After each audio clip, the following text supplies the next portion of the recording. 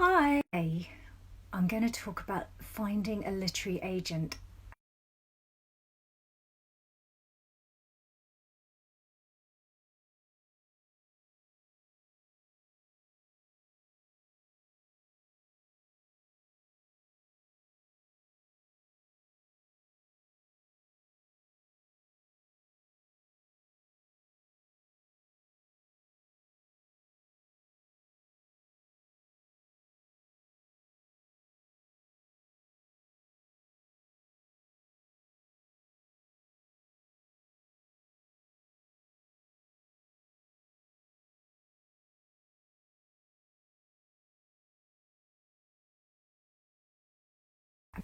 But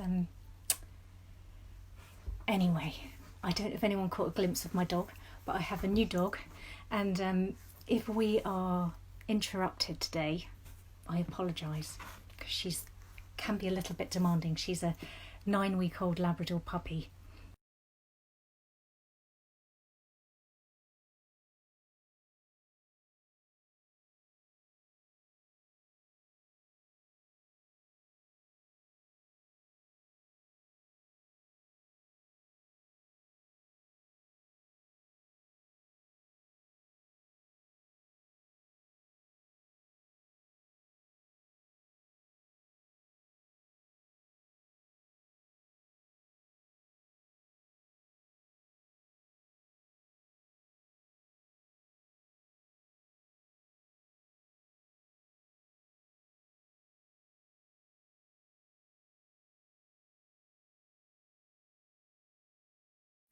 Freezing occasionally.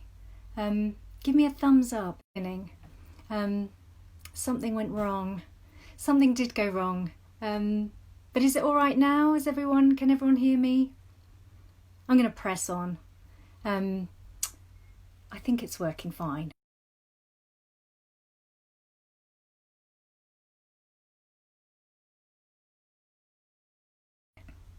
Hello again, I'm back. Sorry about that. I think my connection was a bit iffy. Let me know if that happens again, but otherwise I'm just going to assume that it's all up and running and I'm going to press on. So today I want to talk to you about how to get your book published. I'm coming to the end of this creative writing course. Oh good, I'm glad it's better. Hooray. Probably means you missed seeing my puppy, but maybe I'll do that at the end as a bonus. You can get a bonus Labrador thrown in at the end to celebrate. I've been doing these for weeks now, and I'm realising that they're actually stopping me writing my own book, so I've got to wind it up. And I thought I would wind it up by really talking to you about the concrete nitty-gritty of how to get the book published, because I think there's sometimes people write a good book but they don't know how to approach literary agents, and if you approach an agent in the wrong way, it can actually stop them from reading your submission. But I'm going to go to what is an agent. I know a lot of you will already know what a literary agent is, but let me just run through it for anyone who doesn't know what an agent is. A literary agent is a professional in the publishing industry whose job it is to get your work good enough for submission to editors at publishing houses, and to then negotiate on your behalf with the publishing house to get this, to get a contract for you, to make it all work, to find the right editor. They'll also represent your book abroad, and they might do things like submit it to film companies, and they'll give you a bit of backup emotional support. So that is a literary agent. Do you need one is the question, and the answer to that is really simple. If you want to be published by conventional publishing houses in Britain and America, I don't know about the rest of the world, but if you want that kind of publishing deal, yes, you do need an agent. It's incredibly rare for somebody to send a manuscript unsolicited to a publisher, to an editor at a publishing house, and for that editor to have time to read it and to love it and pick it up and say, yes, I'd like to publish it. And even if you did do that, you might find that you were struggling to negotiate a deal. So basically, you do need a literary agent if you want that kind of publishing deal. If you're going to self-publish, you don't need a literary agent. But literary agents, if you self-publish and you're really successful and sell lots of copies of your book, a literary agent may contact you, which would be a good outcome. So how do you find a literary agent? Some of the information I'm going to give you might sound a bit alarming and depressing, but don't be put off, because people do find literary agents, and literary agents are looking for new talent. They're really hungry for it. Debuts are the big excitement in the publishing industry, and pretty much any agent who has room on their list will be really actively looking. The thing is, they get a lot of submissions. So my literary agent, whose name is Judith Murray at Green and Heaton, is a very well established agent in the field. She's got a lot of clients, and she will get kind of 20-ish submissions a day. Don't let that put you off. The vast bulk of those submissions are crazy, nonsense, bad, and she'll have a quick look and they'll go. But the reason I'm telling you that is that you need your submission to be brilliant. It needs to be perfect. It needs to be the one that she actually reads. So she will read in her lunch hour. She'll skim through the latest submissions. If your submission has got errors in it and things, she just won't read it. So I'll talk about that in a minute. I'm going to give you some proper tips on how to make that submission really work for you. But first of all, how do you find one? How do you know where to look? There are a lot of agents, and they're all different, and they all want different things. So here are some tips. I've got 10 tips if you've got list makers, if you've got your pens. Number one, have a look at the acknowledgements in novels that are similar to yours. If you can think of writers who are doing something similar to what you're doing, go to the acknowledgement page where they thank everyone and they'll thank their agent. That's a really good place to start. Number two, follow some agents on social media and have a look. And if they comment admiringly on some writers, or anywhere really, some comments suggesting that they like writers who are writing in a similar field to you, that's a great big green flag. Go for that. Number three, bit random, but do a bit of stalking. And if you find an agent that has something similar to something that you're writing about in your book, that might also be if they've got a personal connection to your subject matter. So if you're writing about something like a gay man in the 1980s, if your agent is somebody who was involved in the gay scene in the 1980s, they might be more interested in your book. Number four, if you happen to have any contacts, and you do not need to have contacts, I want to make that very, very clear. But if you do happen to know anyone who knows an agent, use that mercilessly.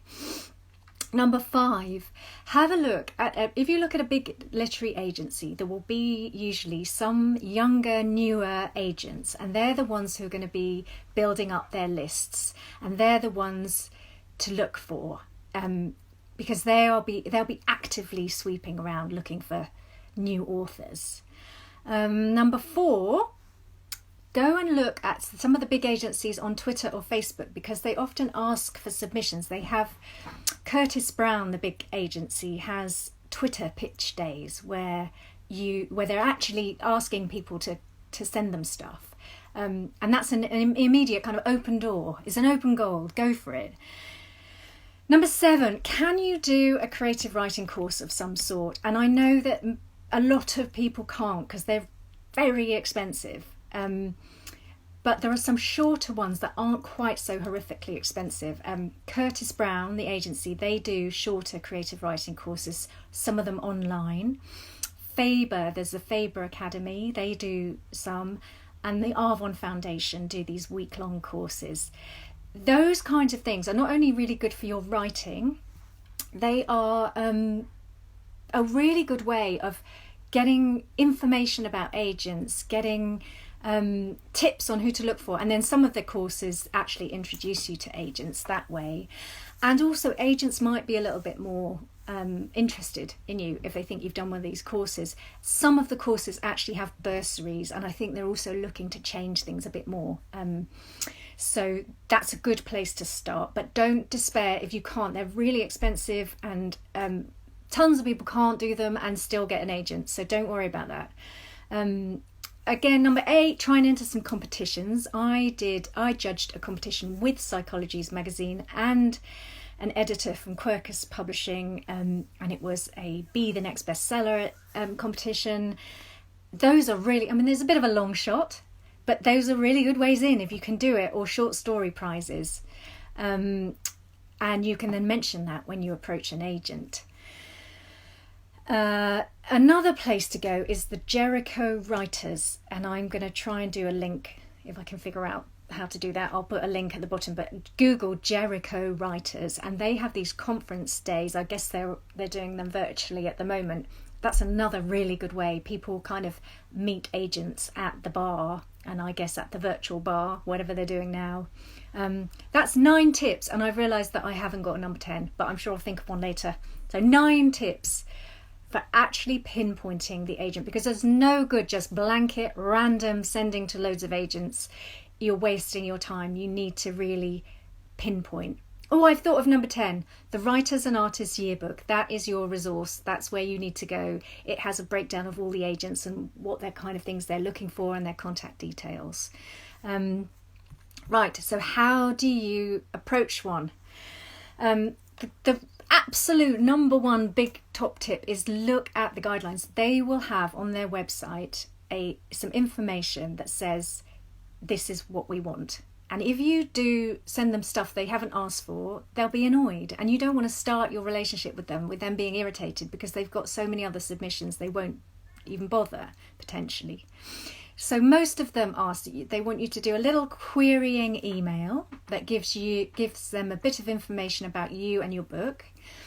And then they'll probably want 3 chapters or 10,000 words or something like 50 pages. Don't give them any more or any less than they ask for.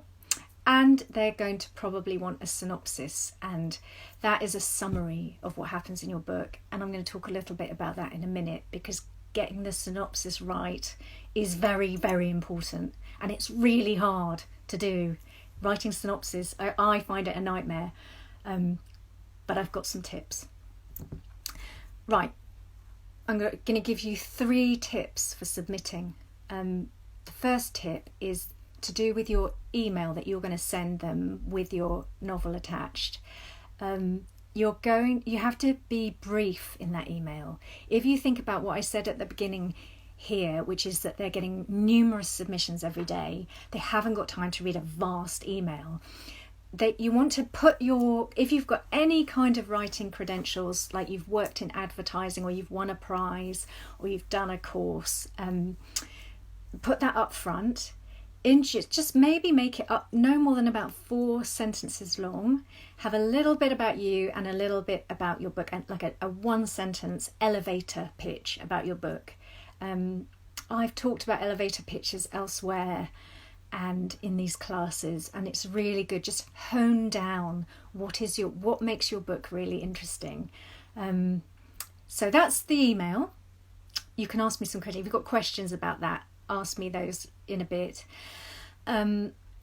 This sounds really pernickety, but it's really important. You want to present your manuscript in a very professional way. It's got to be double spaced, justified, which means the edges are straight, in a sensible font, no silly fonts, numbered pages with your name and your title on the top of each page, and no typos or spelling errors, and no funny colours or anything like that. Just be very professional about it and really look to see if there are spelling errors, because that sounds daft, but that can put people off. The synopsis. What you're trying to do with the synopsis is not give them every single thing that happens in the book. It's going to be maybe 1 or 2 pages long, however long they ask for. you don't want to you're not trying to sell them the book in that. It's not the same as the sort of blurb that you get on the back of the book. It's just a very clear outline of what happens in your book. I have, in my synopsis writing days, I have withheld the key twist. If you've got like a big twist, don't tell them it, because when they come to read it, you want them to be surprised. But you tell them there is a big twist.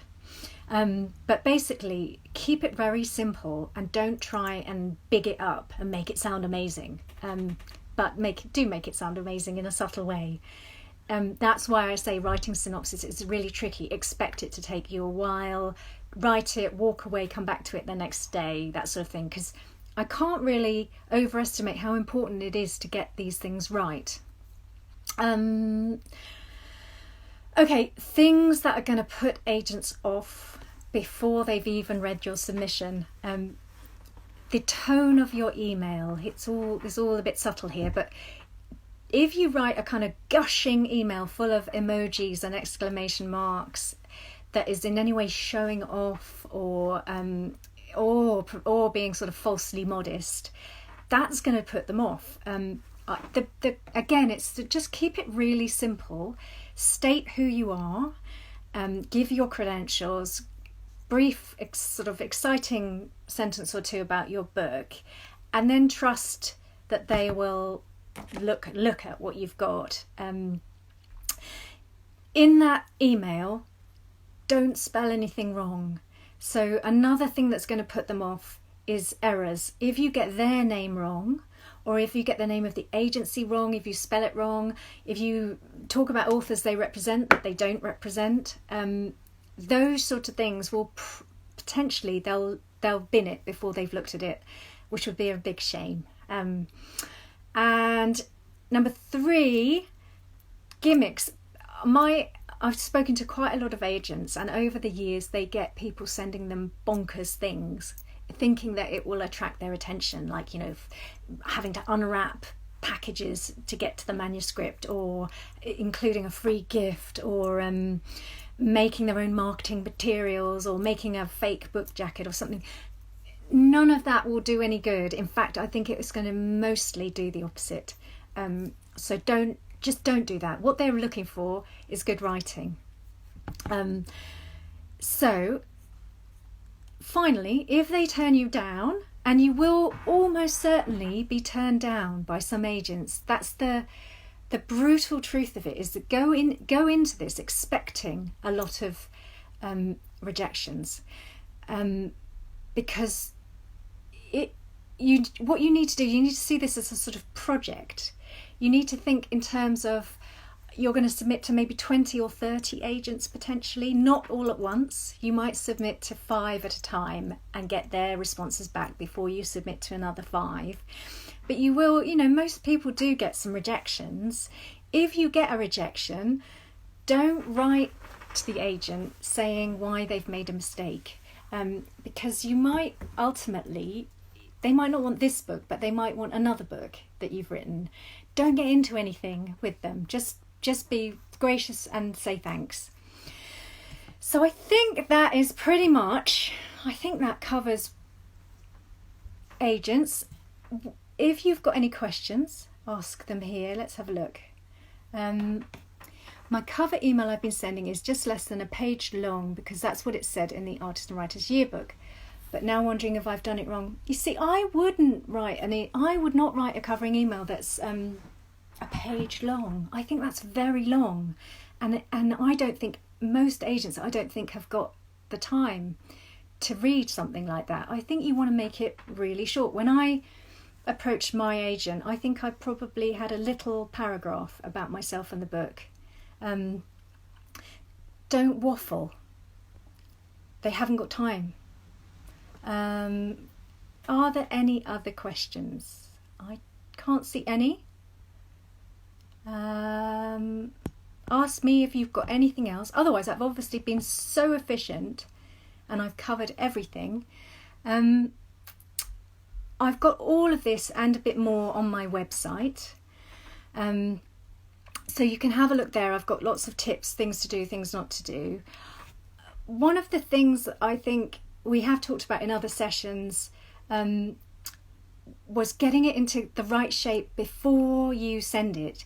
And I've got a contact here for people who've asked me about how do you find a decent, if you want to get someone to edit your book before you send it to an agent, which I actually think is a good idea if you can afford it. Doesn't matter if you can't.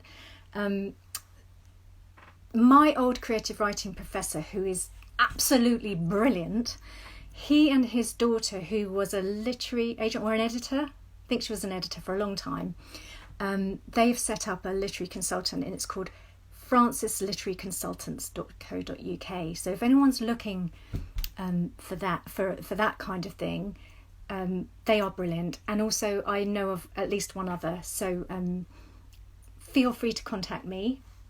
Someone's asking me to post a link to my page. Okay, I will post links if I can figure out how to do it. Right, okay, we have some questions. How did you keep yourself going when you were rejected? Keeping yourself going, I think that it's about having the attitude that you will be rejected, and that's okay. If you go into it thinking, you send out the email, you think they're bound to reply, I've got to get a reply, you'll be crushed when they don't. If you go into it thinking this is a project, I've got to keep going until I find the right one, and even if I get rejected now, it doesn't mean I will always get rejected. Sort of frame it to yourself differently. And also, writing is hard. It's hard to get a book published, and a lot of writers I know have had rejections, have picked themselves up, have either rewritten the book or written a different book and then got published. I've told this story before, but I love it so much. But I do have a friend who got rejected, who got her novel rejected, and cried so much that she wet the stairs, and the stairs were so wet that she slipped and fell down the stairs and almost broke her neck in despair at being rejected. But then she's now on her second book. She picked herself up eventually, wrote another book, and she's a published novelist. So think about that. Any thoughts on building a platform? Do you mean social media kind of thing? I think if that's what you mean, I think the truth is that agents will be interested. They'll be interested in people who have lots of followers or who have a good network. It won't mean that they'll take you if they think your writing's iffy, but it will be something that will be a plus point. It'll be like a tick in a box for them, because they know that then when you do get published, you will have a bigger reach. So I think it's not essential. I find book Twitter really good. I think Twitter itself is pretty toxic and awful, but I just follow book people. I think about books, I talk about books, I almost avoid everything else. And it's a really good way to get in contact with other writers and people in the profession. Follow lots of people, engaged with their tweets, that sort of thing. So I don't use Facebook, so I don't know what that's like, and I know that a lot of people love Instagram. So I do think it's worth thinking about, but not at the expense of writing a good book. Do people have different agents for different genres? I think if you're a writer and you're writing, you've got one pen name that writes romance, one pen name that writes thrillers, I think you would have the same agent. I don't think it matters, but different agents will have leanings towards certain types of books. So they might represent, my agent represents all different kinds of writers, but some agents will have definitely a more strong draw towards crime or romance or literary books. So that's why if you look at the Writers and Artists Yearbook and really look at the nitty-gritty of what they are interested in, you'll have more chance of success. Did I read correctly that you do a creative writing course? I am a teacher at Oxford University.